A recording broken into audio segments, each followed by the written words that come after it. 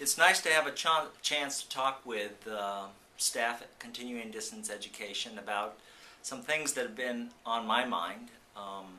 This is a new way of sharing information, a video blog. So I'm just going to talk a little bit about some few things that I've been thinking about and I think have been on the minds of some of you as well. So there's four things, just briefly. The first one has to do with reorganization. Now I know there's a whole lot of speculation around about reorganization and what that's going to mean in continuing distance education. So let me just provide a little bit of clarification about what's going on. It shouldn't be a surprise to anyone that yes, we are indeed thinking about how we might reorganize to more effectively do our work. There are really several different reasons behind why we're actually thinking about that. The first one has to do with, does our current organization help us serve learners best? So that's a sort of a fundamental issue we have to deal with. The second one has to do with, in the current budget situation, we need to rethink whether we're the most efficient organization we can be. And that means some rethinking of what we're up to.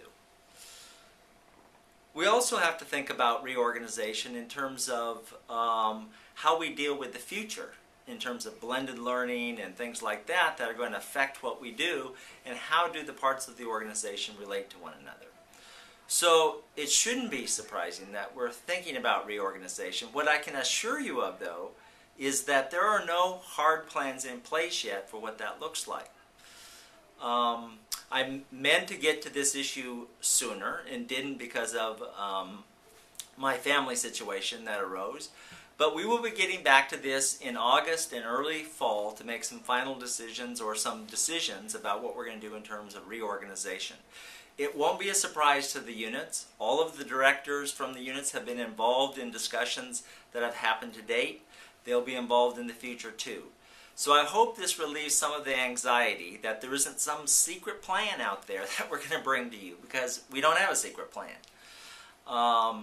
So let's also stop maybe the rumor mill because nobody knows what it is exactly we're going to do. So reorganization, yes, there will be some.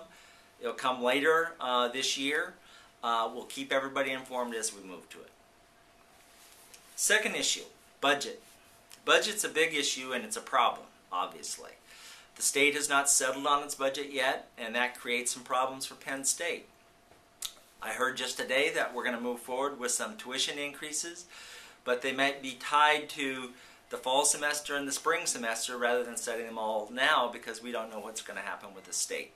That sort of suggests the unsettledness of the budget situation that we have right now, and that includes some unsettledness with continuing and distance education. What I can say is that our projections for the future are good. Our budget projections are on solid ground, our enrollment projections are on solid ground, and we think we're going to be okay. But there could be some adjustments as we move through this.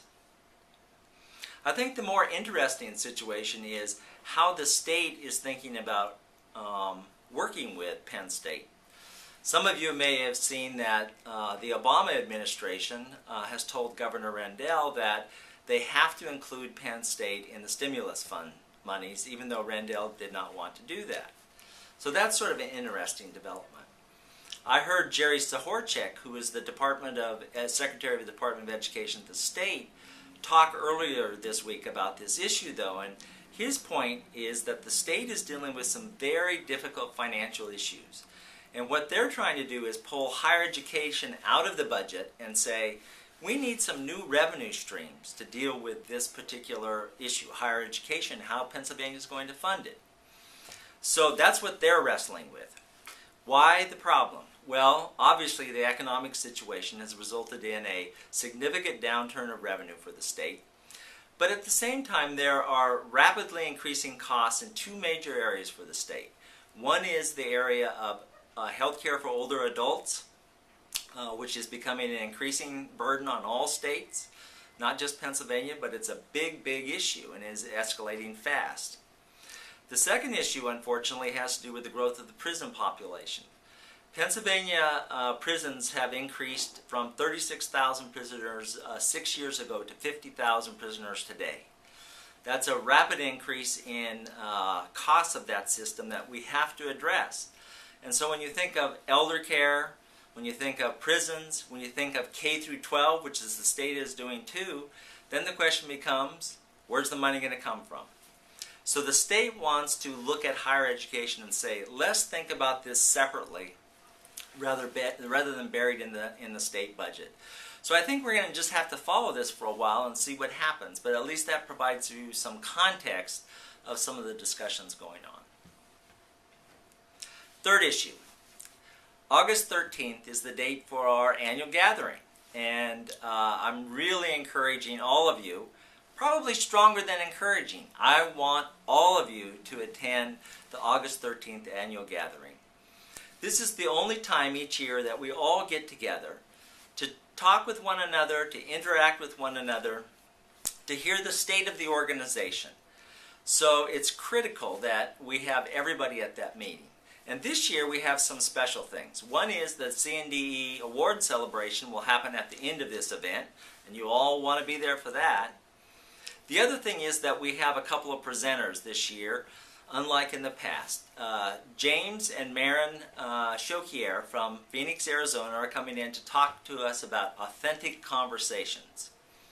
Now you'll be getting an official invite to the August 13th event very soon. But in that invitation you also get a copy of their book called Authentic Conversations. And we have some reading assignment for you, not too long, but enough to get you really oriented to this material. If we are going to move to an organization where staff empowerment is possible, we need to begin to think about how we talk with one another in authentic ways so that we can all build a trusting organization and move forward in the directions we want. So I hope you put it on your calendar and be here for the August 13th annual gathering. Finally, we're almost at the end of July. I hope you are all getting a chance to get a little R&R. While we stay pretty busy in the summertime, with people going on vacations and things like that, things still kind of slow down. So I hope that everybody gets a little bit of R&R during this time of the year.